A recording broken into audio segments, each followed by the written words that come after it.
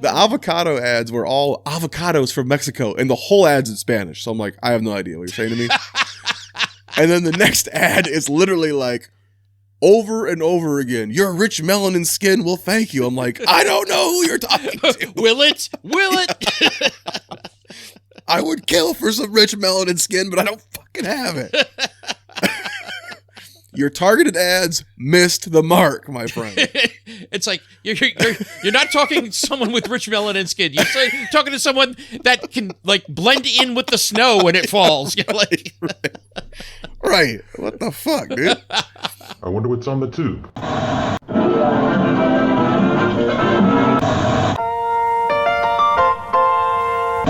Welcome back. Thank you for being a friend. What you talking about, Willis? You are a meathead. No soup for you.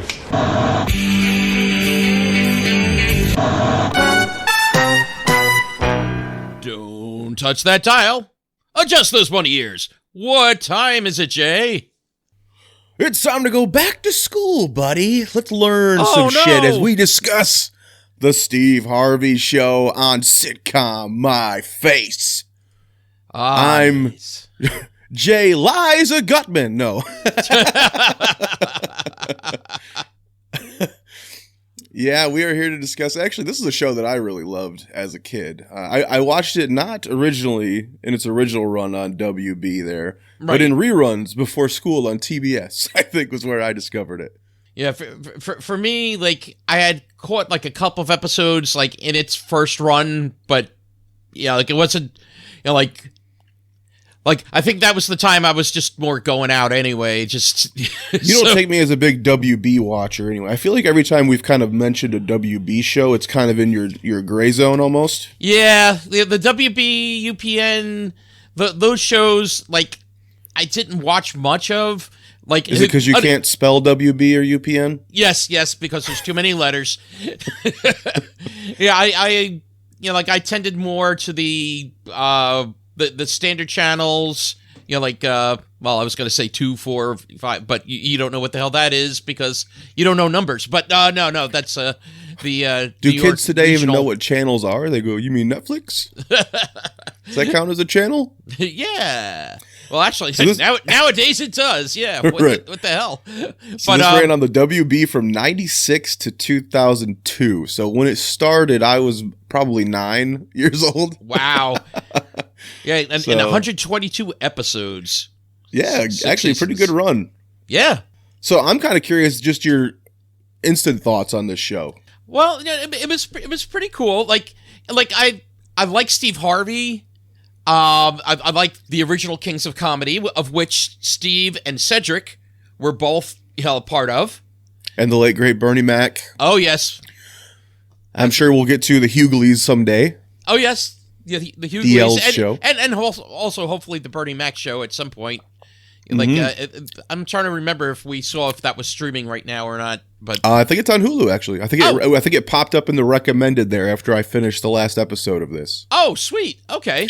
The Hughleys, I think, is going to be the one that's hard to find. I haven't seen that pop up yet anywhere. But that one I haven't seen pop up. It might be out there. I think that was an ABC show. I think Bernie was Fox. I think Hughleys was ABC. Fox. Yeah. They really separated those Kings of Comedy. You got to keep the Kings apart, except for the Steve Harvey Show, you did have, again, Steve and Cedric. So right. It was so funny also, like when they're talking and he would say Ced. I'm like, well, who said what? Oh, Cedric. Okay, never mind. But Cedric Jackie Robinson. Yes. Have you ever seen a show where we learn so many people's middle names? Everybody. No, that is like a good point there. Levita Alizé Jackson Johnson. Wait. I think it was Levita Alizé Johnson. And Lydia Liza Gutman. Cedric Jackie Robinson. They're middle naming everybody in this. Yep. Bitch. And Piggy Greer. Yeah. So I will say the first season is the worst season. Yes. Right? Yes. But yeah, because like when I started watching it, and I watched a couple of episodes of season 1, and I'm like, oh, you know what it reminded me of in a way? Going back to Head of the Class. In some ways, it kind of reminded me of like, yeah, we're back to this. Okay. But kind of the thing I like most about this show is that it's one of the few takes place in a high school shows that isn't all about high school problems.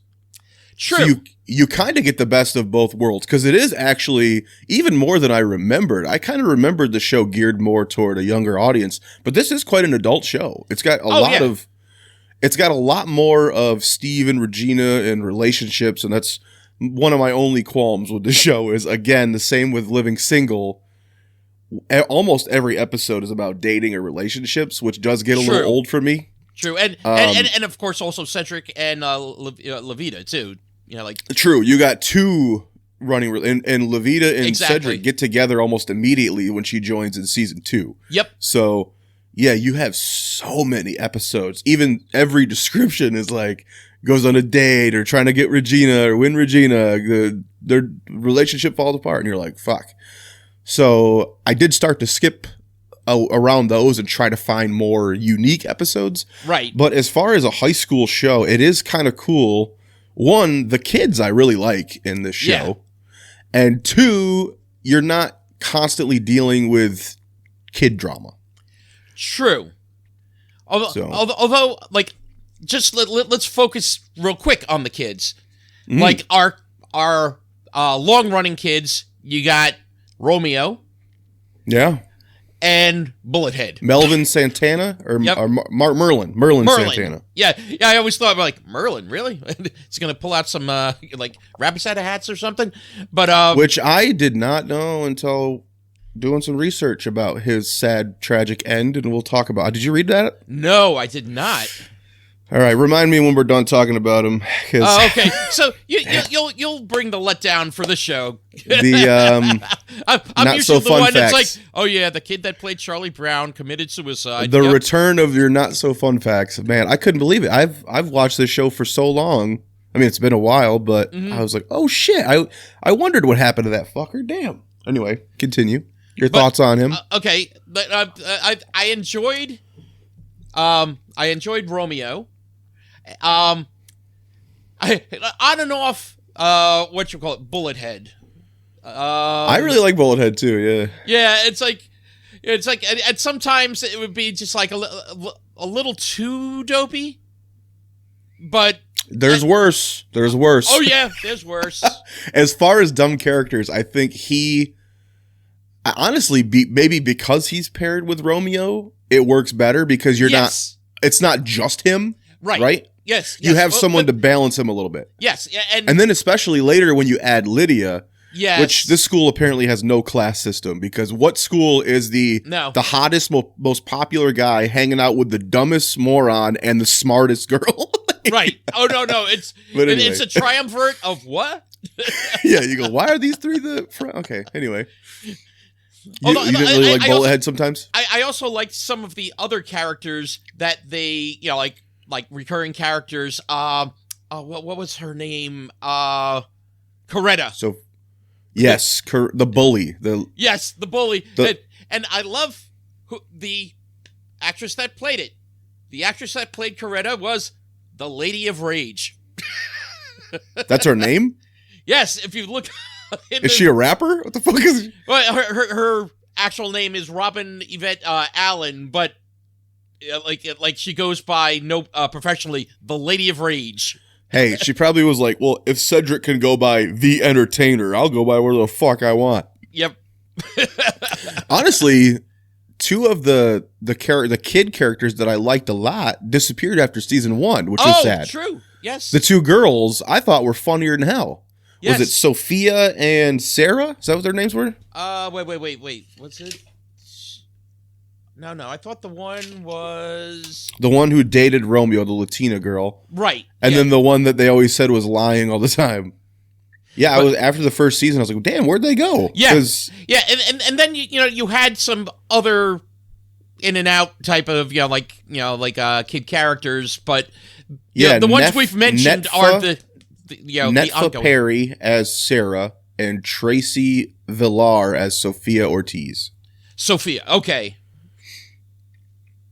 And they were in 21 episodes, that whole first season. Yeah, first season with the two. And like, I was trying to, especially episode 1, I'm like, okay, wait, are they supposed to be friends? Are they supposed to be like rivals? Are they supposed to be like, what's the deal here between the two of them? But when they're introducing themselves, like to Mr. Hightower in like the first episode, like she's saying, Sarah's like saying, oh, she's like into drama and that, and it's like you think that it's like drama class, but it's like no, she's just into drama and making shit up. Yeah, she's full of shit. Yeah, I really liked them, and all of a sudden, boom, they were gone. And you know what though? You get, because Lydia doesn't join until like season 4, I think. So yeah, like you kind of go without. I think it's when she started. You go without kind of a main female student for 2 seasons. Yeah. Honestly, if they had just instantly replaced those 2 girls with Lydia, you'd probably feel like you got hornswoggled a little bit. But I guess because you have a gap there, you feel more accepting of her. Right. But actually, that girl connected back to head of the class. That's Lori Beth Denberg. She was a big Nickelodeon star. She was on like All That and all those shows. Correct. Yes. Speaking again, also Keenan and Kel are on 4 episodes of this show. Yes. Yeah, I was going to bring that up. Like as Vincent the and Nickelodeon Junior. connection. Like, okay, Keenan and Kel of Good Burger. The other connection I thought was funny was you have young Gabrielle Union showed up in an episode. Oh, which episode was that? It was like a modeling one. I think they were doing a calendar and they were trying to get her to pose for it, and she ends up setting the boys up to get photographed naked. Oh God. But of course she ended up playing in the best version of the Honeymooners. She ended up playing Alice to Cedric the Entertainer's as Ralph Cramden. So check out that masterpiece, or masterpiece, if you will. Oh. I was like, oh shit, you got some of the Honeymooners. I was waiting for Mike Epps to show up, or Regina Hall. I didn't see him. No, I did not. Going through the list there, I didn't see them. But there were definitely a lot of special guests throughout the show. Like you had Judge Greg Mathis, you had Teddy Riley, Snoop. That's another great TV trope when your show goes on to another show. Yep. We talked about it with the game with the Password they went on The Odd Couple. Yep. On this show, they go on Judge Mathis. There's a lot of shows where they go on another show. Oh, yeah. Kind of a little network tie-in. But yeah, the Mathis one, I didn't watch, but I do kind of vaguely remember that one. Yeah, no, I watched that one where it's it was their, the triumvirate, as I guess I'll call them, or the Holy Trinity, we'll call them. They brought in basically fancy pager, like mini computer type of thing, and it gets confiscated. It gets confiscated, right? and of course also Principal Greer also put a one of Levita's casseroles on top of it, so it then does not work. But you had a lot. I got to say, you had a lot of musical, crossovers and that. Like I said, Snoop, Teddy Riley, Puffy. You had Bow Wow, or Little Bow Wow. Well, yeah, and you have this cool Tina backstory. Marie. Even in the references, you got a lot of musical references. But there's the cool backstory with Steve Harvey, plays Steve Hightower. Steve Hightower, and he was a of the funk High art. Yeah, he was in a funk group Yes. back in the day. So you get, every once in a while, you'll get these weird musical guests, or he's full of these. Actually, some of the best jokes are referencing random, musical. There was one like he was going up to Detroit for like an award show. Oh yes, yeah, I saw that one. Yeah, where he's going for the awards. He's like, I gotta get there early because I don't want to end up sitting next to Chubby Checker. He's like, that fool will eat everything on your plate. So, stupid jokes. Yeah, and I'm trying to remember whose suit he wound up wearing. That was like many sizes wasn't too it like big. Freddie Jackson or something? Yes, Freddie Jackson. Yes, and so it's like like many sizes too big, and then they started taking up a collection for him. Yeah. Actually, there was a couple lines in here that like literally made me laugh pretty hard. Like there's just weird. What was I wrote one down that I was dying laughing. And it's another topical reference. I think he was talking about Regina. And he goes, "I'd put hot sauce on my ear and fight Tyson for this girl." I gotta say, like, there are a lot of good references that, like, span time. And I gotta say, there was also some references. I'm like, wow, that's really dated. Like, right. It's like the Ricky Lake show. It's like, oh yeah, okay. Yep. I forgot that was definitely a thing. And Montel show too. One of my other favorite lines I wrote down was I think it was when they thought Cedric got poisoned. He drank the wine that the dad's girlfriend, he thought it was poison. Oh, okay. So they're like, "Call 911," and Cedric goes, "Let Regina call 911. She could sound white."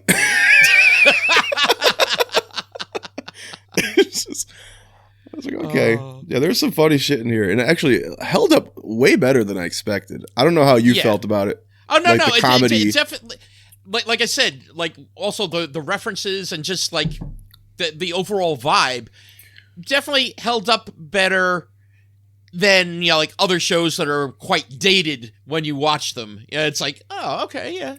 Have you covered everything you want to talk about with the students? Do you want to get to the adults? Yeah, I guess we can hit the adults. Oh, but one thing, though. I got to say, though, with Bullethead, played by William Lee Scott, did you, like, it's like, when I first saw him, I'm like, what is that, like a young Jeff Anderson or something? He kind of looks a little, Randall-esque. He's actually, I don't know if you know this movie, but he's actually in one of my favorite movies of all time that no one talks about. The movie Identity. Oh, okay. He's one of the characters in that. Oh, shit. I did not know that. And was it Chloe Duvall? I think he's her boyfriend. Okay. To go too far into that movie would spoil it, but Identity, gotcha. I fucking love that movie. John Cusack, Ray Liotta. Have you seen that? You know what? I have not seen that one yet. Oh, you would love it. It's great. It's a thriller. A bunch of people end up at a rainy, deserted motel, and people start dying, and it's like figure out what's going on. Mm-hmm. But it's got one of the coolest endings ever. Oh, cool. Okay, so. I gotta watch that one. Yeah, I'm trying to think. Did that come out around the same time as what's the other one? I think that would have been right after this, honestly, because I was in high school. Okay. I would say that movie's probably 02 or 03, so probably right after this show. Okay. But yeah, that's the only other thing I know him from. But if you look at his resume, he's in like Pearl Harbor and was it Gone in 60 Seconds? Like he shows up in shit, but I don't remember him in big roles besides Identity. So, but as far as the adult characters, well, let's start with Steve. Mm-hmm. Steve Harvey plays Steve Hightower, as we mentioned, and this is actually one thing. Have we ever really discussed the weird thing where who started the trend where it's like, we're going to name the show after the actor, but the character is going to be a different name. Right. I know. It goes back to the ages, but like the Mary Tyler Moore show, she's Mary Richards. Yep. Bob Newhart, he was Bob. What was his last name on there? Oh, wait, hold on a second. The first Bob Newhart show. He was not Newhart. He was Bob. God, what the fuck was it? Yeah, well, shit. It was not Newhart. I know that. No. Hartman. Bob Hartman. It was Bob Hartman. Yeah, it's like the character keeps the first name, right, but not it's the weird. last. I wonder why they do that. Because they want the recognition of the star, right? But they want to be just different enough to where it's not them. Yeah, it's like, then you have like the ones skirting the lines, like Everybody Loves Raymond. He didn't say everyone loves Ray Romano, but again, he plays Ray Barone. Yeah, it's like, and like a lot of like, it's like, why do you do that? Yeah, imagine if it was called Everybody Loves Ray as referencing Ray Romano, but his character in the show was like Steve Willis. You're like, what? Anyway, yeah, he was in a funk band, as we mentioned, back in the 70s, and now he's working in a Chicago high school. Yes, Booker T. Washington High School. Well, and from the first episode, you have his buddy Cedric, who gets him the job. Correct. And you have the principal, Regina. Yeah, and Cedric is Now, he's the coach. Now, when they say coach, I'm wondering, is he also like basically the phys ed teacher as well? Yeah. I mean, we always called our phys ed teacher coach. Coach. Okay, yeah, because... And also, yeah, I never had any coach that wasn't also a teacher of something else, I don't think. that's and that's why I was wondering. I'm like, okay, coach, but then, like I think it was the first episode, it's like, wait, I think I got some guys from the basketball team just running sprints. It's like, let me get back. So I wasn't sure. It's like, wait, is he just coaching, or is he like, oh, wait, no, he's also a teacher, so... Well, and this school's so poor, as part of it in the beginning especially, that he's he's wearing many hats. Yes, many hats. As, again, Steve is brought in to be the music teacher, but in the first episode, he's also got to sign a contract to be the drama teacher, and what was the third? Oh, art. That's what it was. Drama, Speaking art, of which, do we ever really meet any other teachers? Truthfully, I don't think we do. I don't remember. There was actually a pretty set group of extras, if you noticed. Like, a lot of the people, at least per season, the same students would show up in the background and the same adults would be walking around. But I don't remember really ever meeting other teachers. Even in the principal's office, none of the other teachers ever have an issue to show up.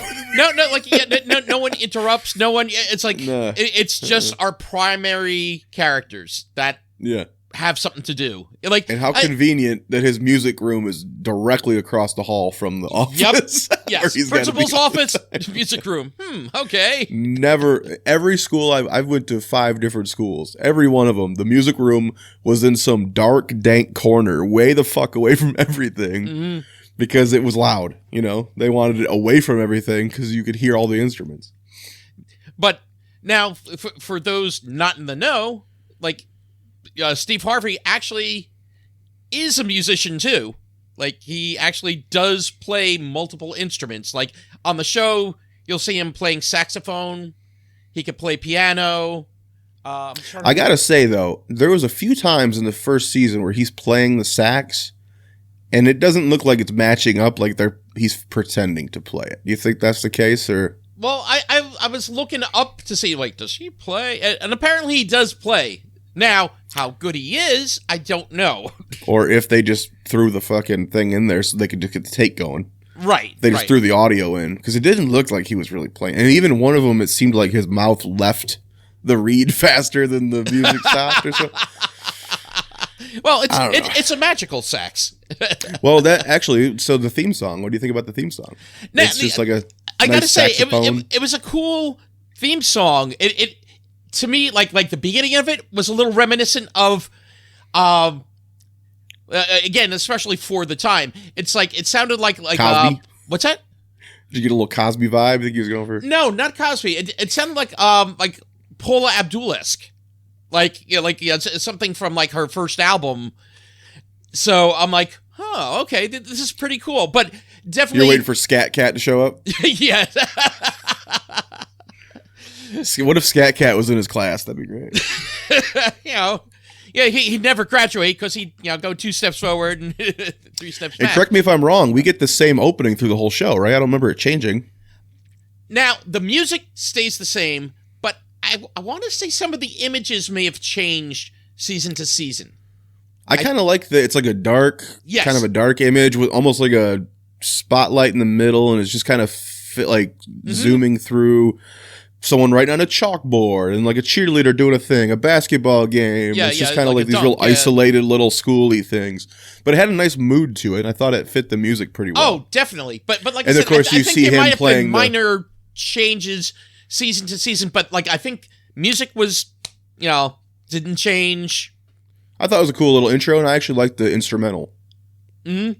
Yeah, but what I was going to say is like it started off a little Paul Abdul-esque, but then definitely headed more into the jazz funk, like for the rest of it.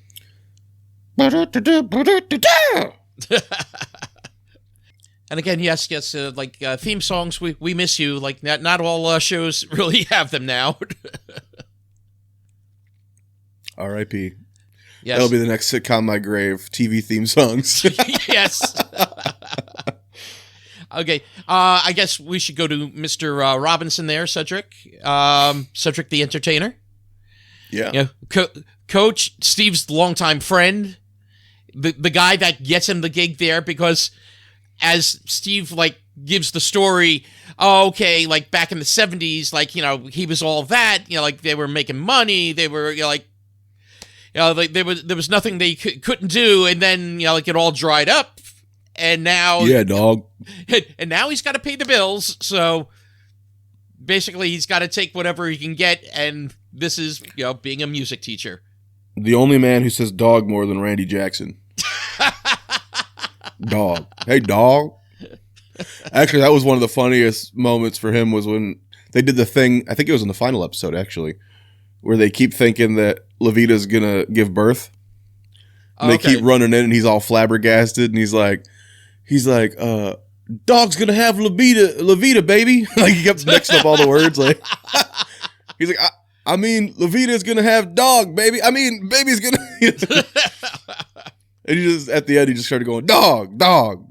Like, we got to go, dog.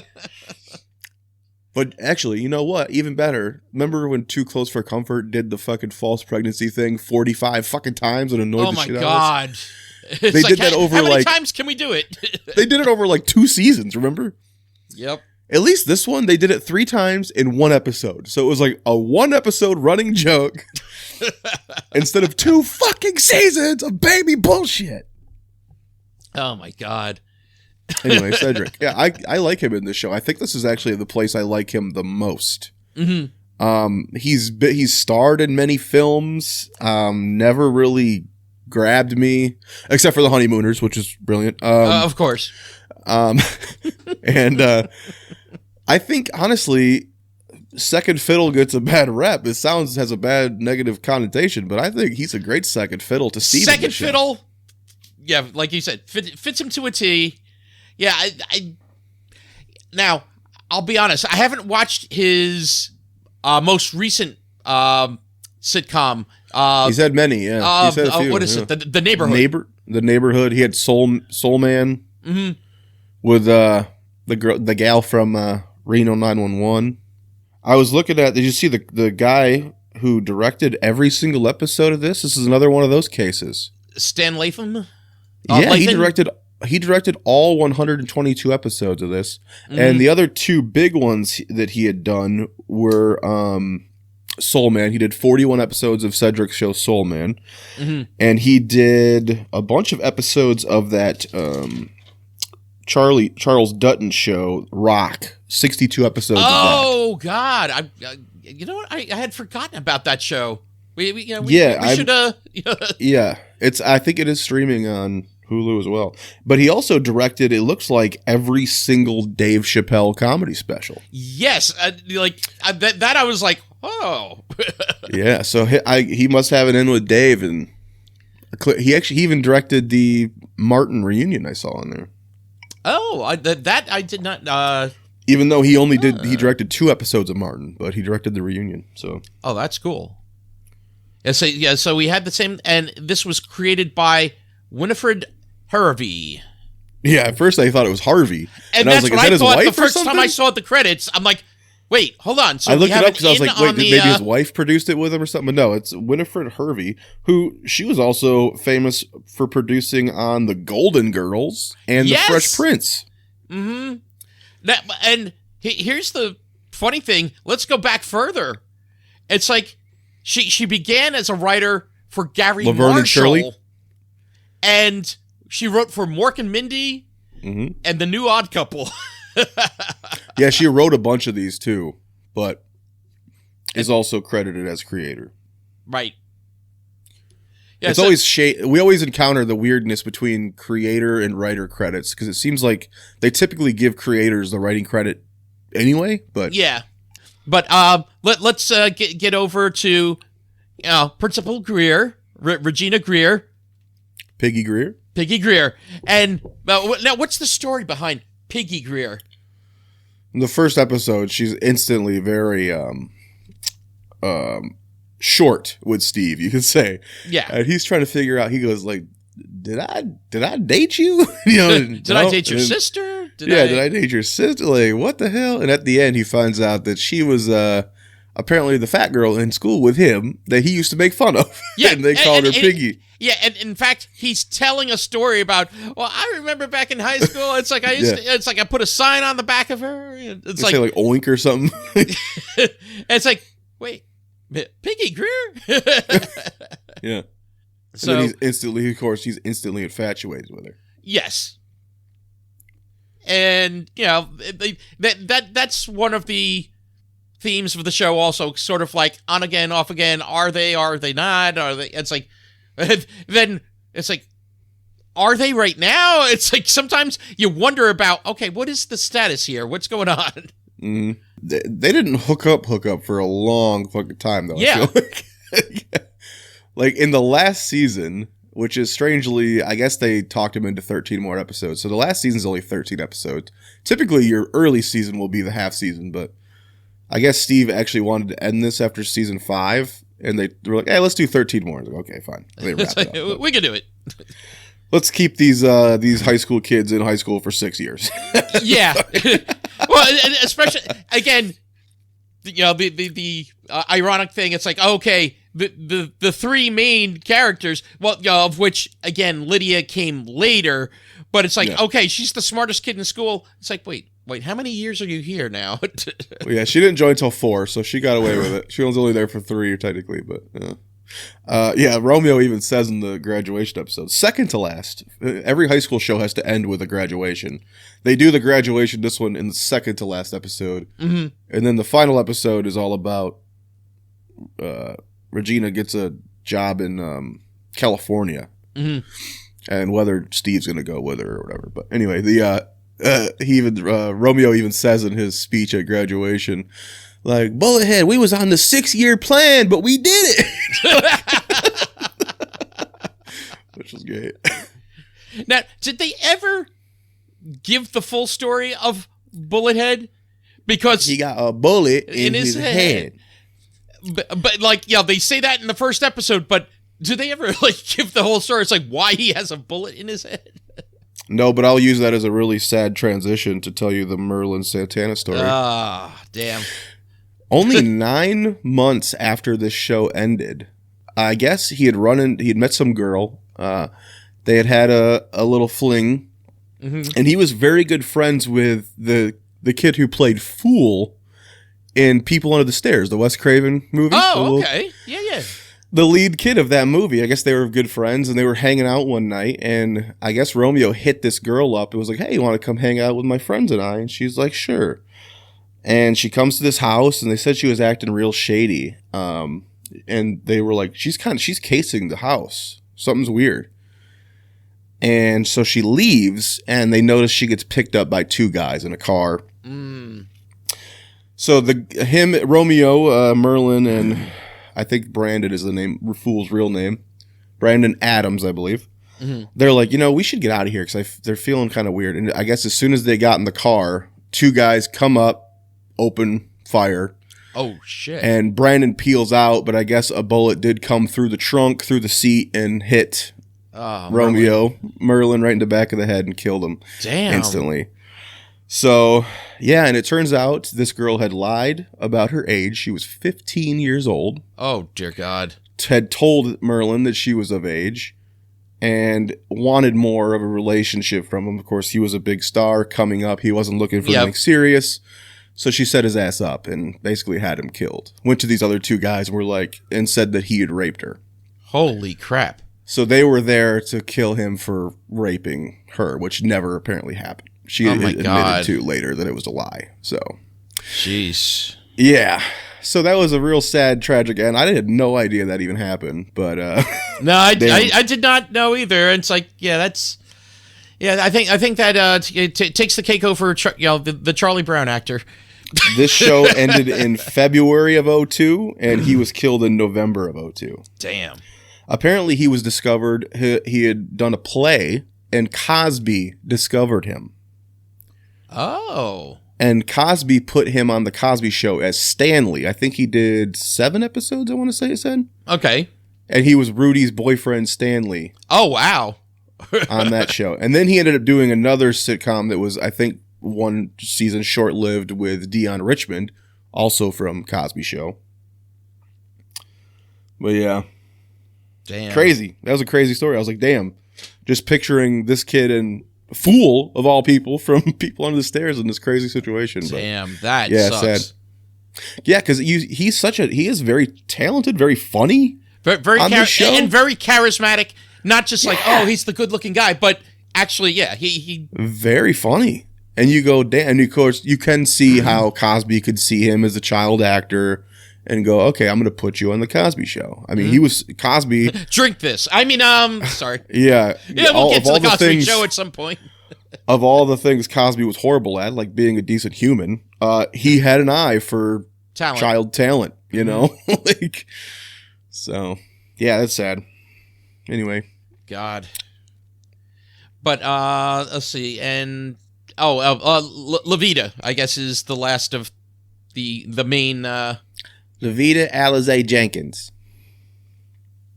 But when she was first introduced, were you a fan? I do like her, and I wondered if you would hate her. When I first saw her, I'll say I'm like, okay, yeah, this is a little over the top. Yeah, she's the happy, dumb, goofy, person now that they've like inserted here, and it's like, okay. Over time, definitely grew on me, and she was the assistant to the principal.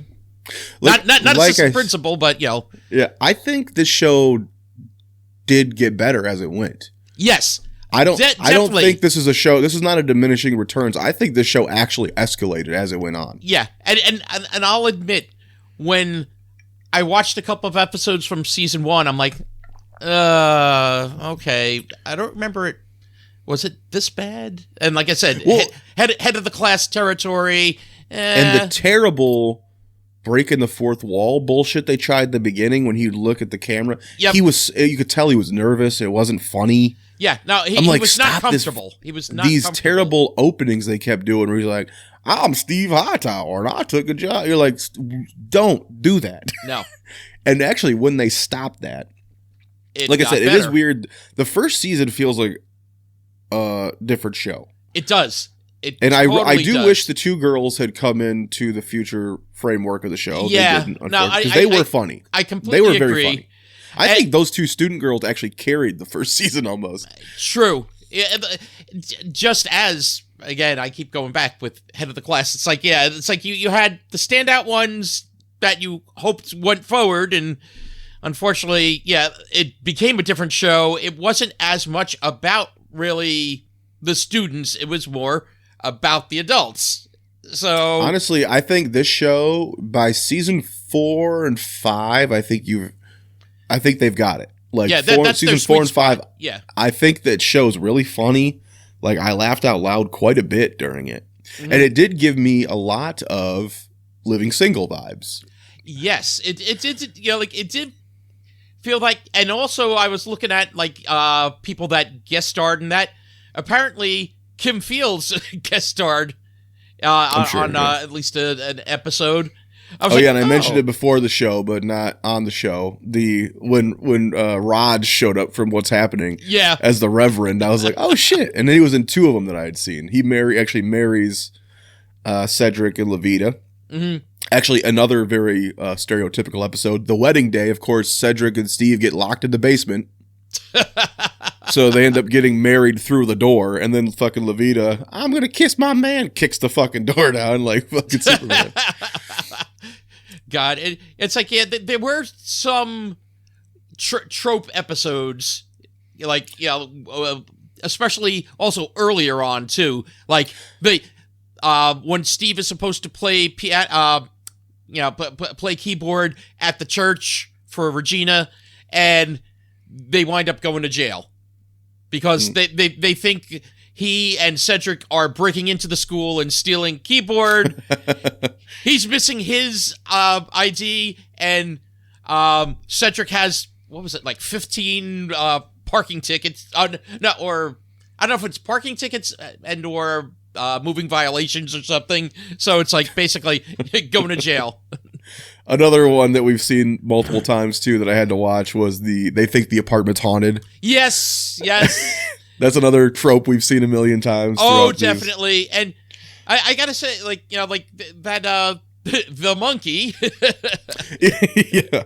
Is that the same monkey from Friends? Yeah, that's just like at first I was like, wait, is that Marcel? Okay, so it's not haunted, but it's a monkey? Did you also see Jackie Childs show up?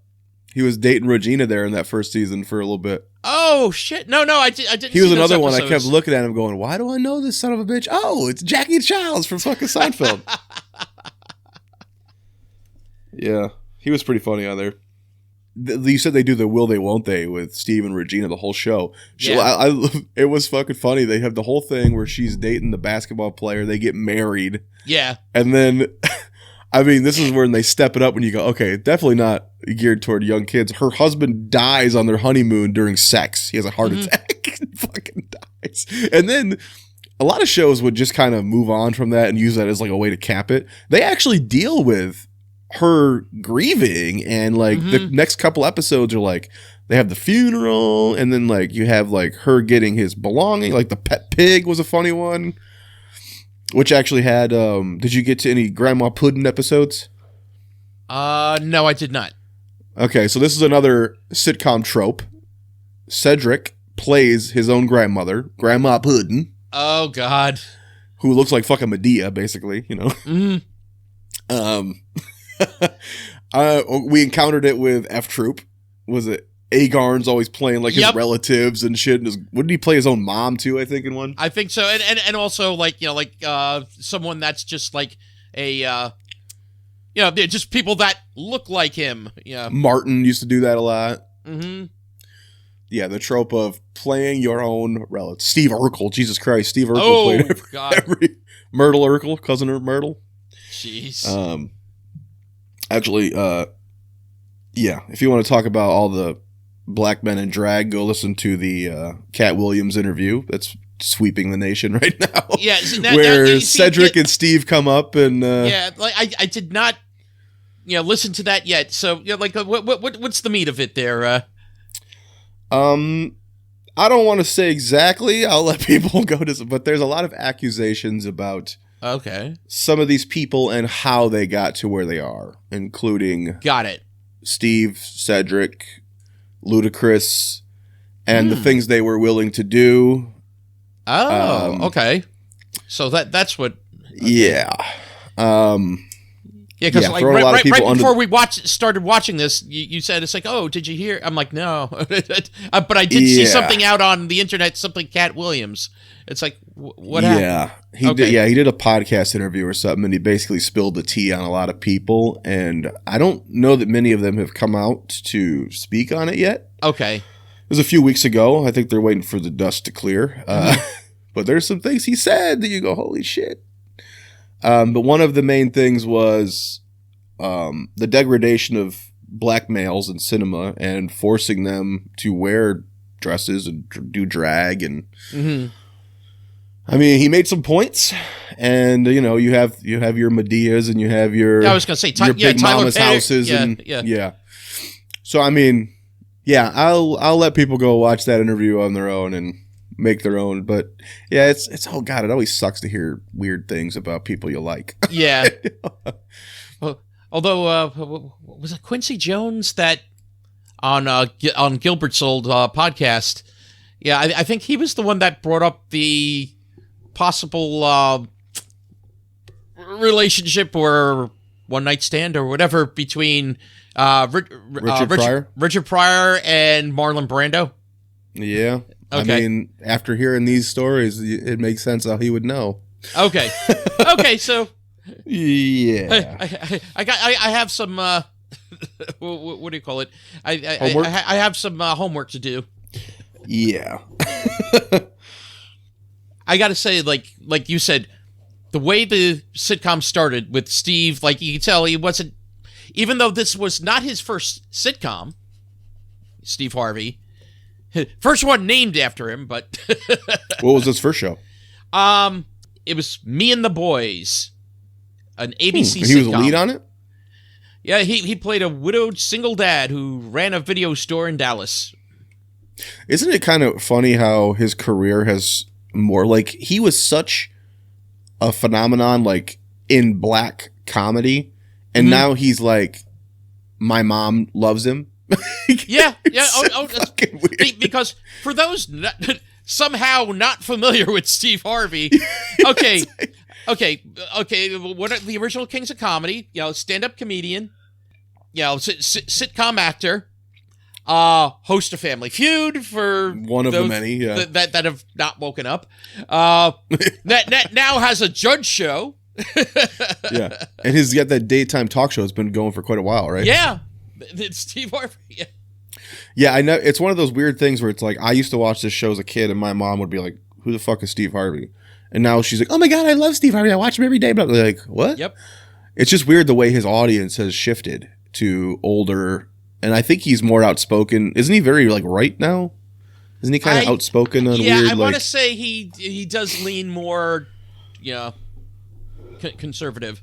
The one girl we talked about, Sophia, she was born in fucking 1968. She was playing a high school student. She was like 28 years old when the fucking show started in that season 1. But to put it in perspective, Regina is only 1 year older than her, and Levita is only 1 year younger. God, she's playing the student. Yeah, she's the same age as the fucking principal. Sounds like the what was it? Sound of Music complex, where the oldest daughter was like the same age as what's her name? The one that played Maria. Shit. All I know is Julie Andrews. That's the one. Thank you. Oh, okay. Julie Andrews. Yeah. Okay. Sorry, my mind is not fully functioning right now. Yeah, we're recording very early in the like, day. Okay, wait. It's like, how are these people like so like either right there in age or opposite in age? Like, oh wait, this one's older, but she's playing the younger. You watch this on Hulu, right? Yes, I did. So this is a clear example of when targeted ads missed the bullseye, because Jesus Christ, all I got were ads were for avocados that were in Spanish. Oh God. and ads that were really trying to sell me Shea moisturizer for my rich melanin skin. Ooh, yeah, you do have rich melanin skin there. Every fucking ad, they're like, oh, he must be black. He's watching the Steve Harvey Show. Look at targeted ads. White people watch these shows too. Yeah. Okay. What the fuck? The avocado ads were all avocados from Mexico, and the whole ad's in Spanish. So I'm like, I have no idea what you're saying to me. And then the next ad is literally like, over and over again, your rich melanin skin will thank you. I'm like, I don't know who you're talking to. Will it? Will it? I would kill for some rich melanin skin, but I don't fucking have it. Your targeted ads missed the mark, my friend. It's like you're not talking to someone with rich melanin skin. You're talking to someone that can like blend in with the snow when it falls. You're like, right. What the fuck, dude? That just cracked me up. Did you also see the weird fact? Hold on, that this was the last network show they said filmed on video?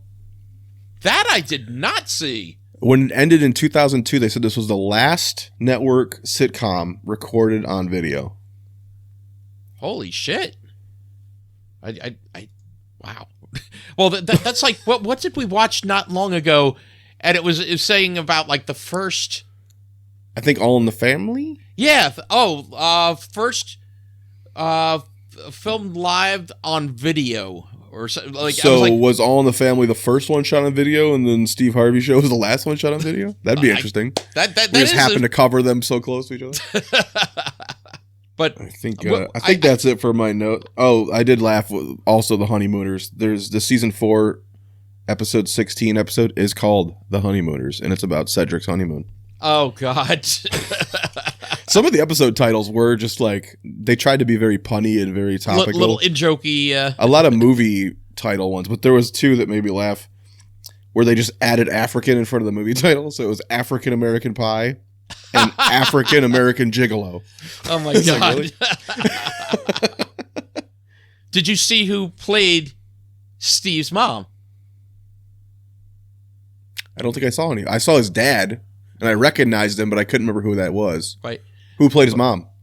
Tying back to All in the Family, Isabel Sanford of the Jeffersons. Oh, no shit. And Nice.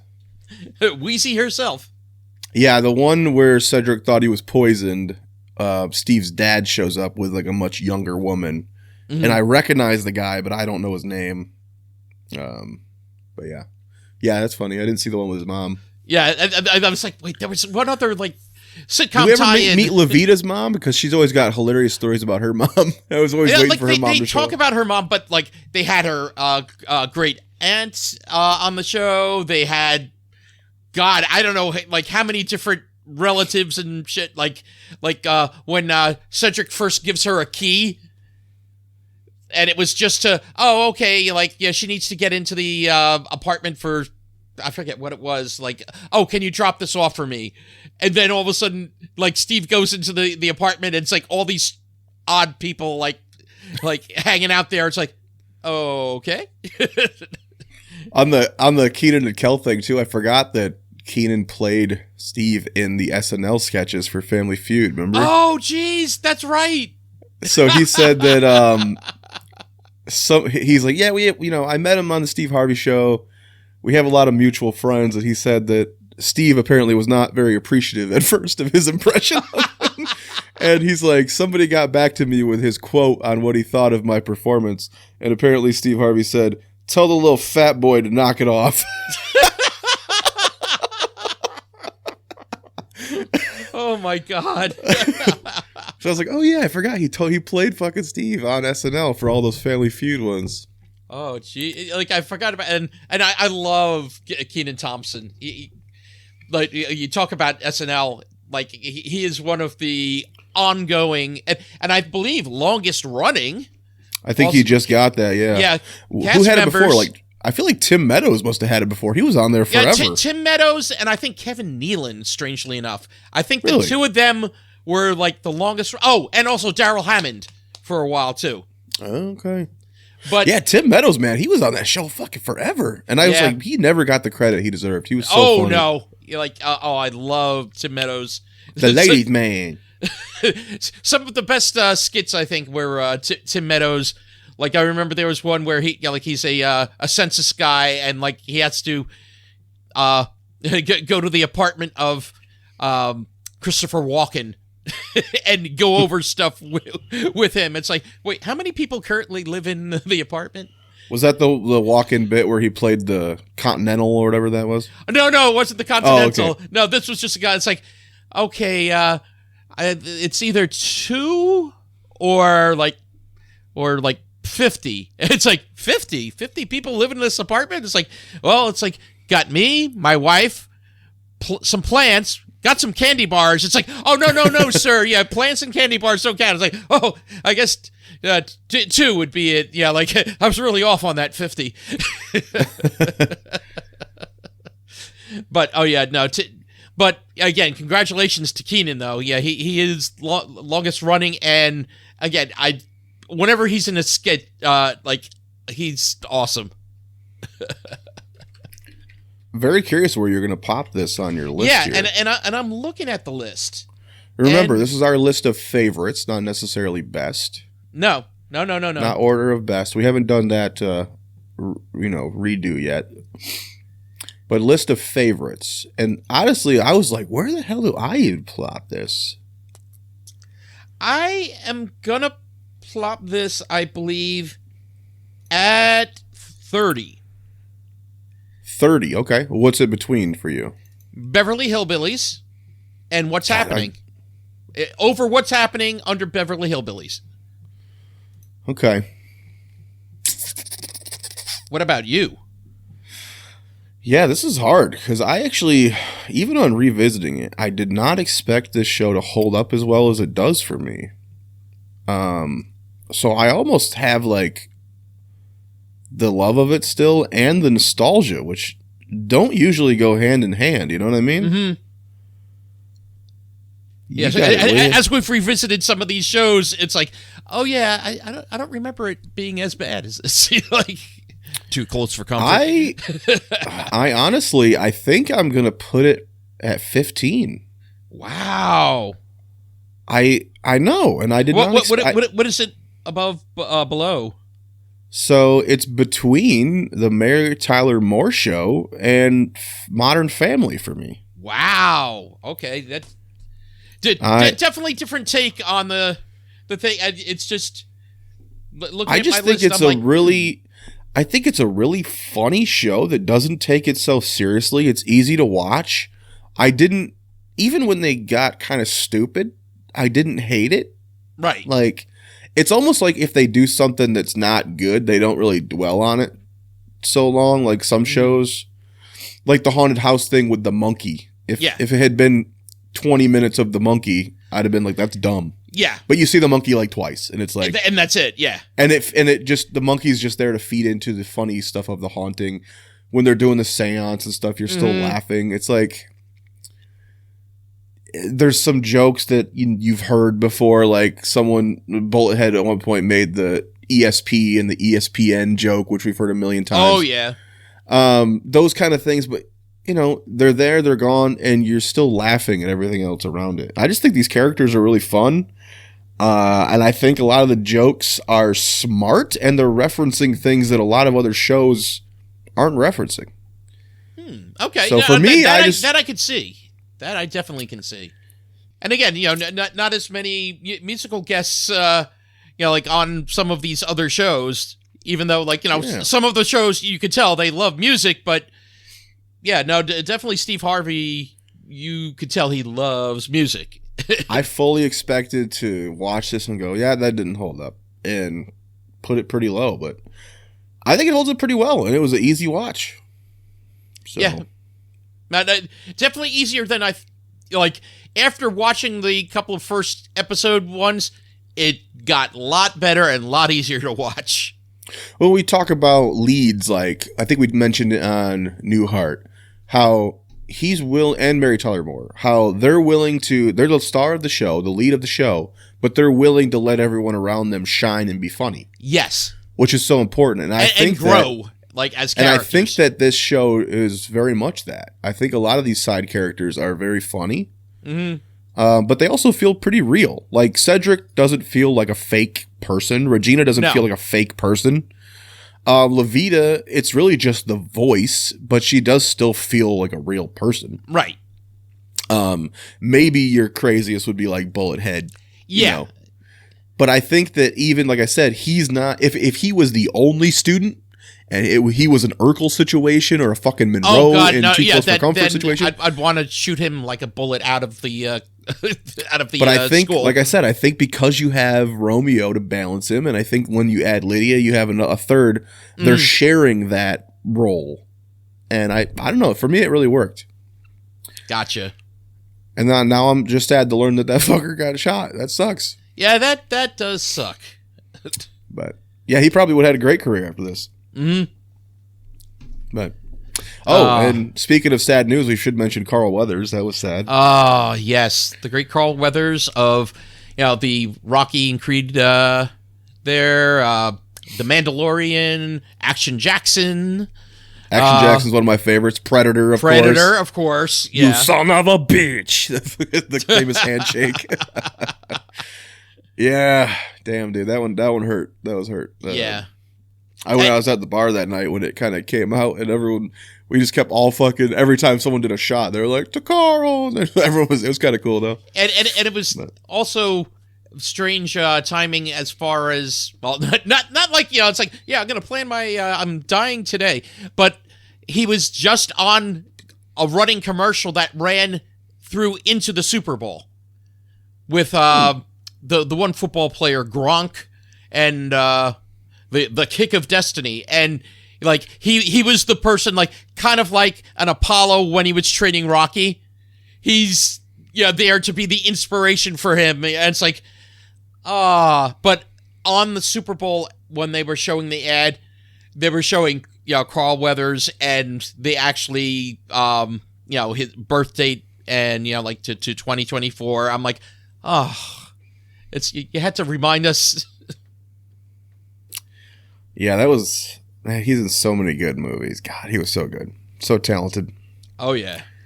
And what a jacked son of a bitch, Jesus. Oh yeah, even my to, you know, God. he passed at 76, and even to his old age there, yeah, he was still looking pretty sharp there. Even Apollo, he was so good as Apollo. Even his fucking kids franchise is pretty good. The Creed movies are pretty good. Oh yeah. But yeah, R.I.P. to another damn legend. Sucks. But hey, if you want to find us and more episodes of this beautiful show, you can find us on YouTube, Sitcom My Face, a situation comedy podcast. You can email us, sitcommyface@gmail.com. You could tweet us at sitcommyface. Well, you can find us anywhere you get your favorite podcasts. Seems like a lot of the podcasts apps are going away. What the fuck's going on? We lost Stitcher a while back. You're losing I'm like, what the fuck? I keep getting emails for like, yeah, we're going away. Yeah, I'm getting the same. Which is weird because podcasts seem like they're bigger and more popular than ever. So Right. Yeah. But you know what? I think Spotify just buying everything. I wouldn't be surprised. Yeah. Even Voodoo's merging with Fandango. So what the fuck's going on in this world? So and actually, it looks like at some point Hulu may be merging with Disney Plus. So and you're going to be able to play Xbox exclusives on PlayStation. So it's a whole new world coming out. I don't know what's going on. A whole new world. Companies are just fucking eating each other. So anyway, I've been J Bidwell. I've been Nick, Franco. And we hope you'll sitcom my face. Face. Good night.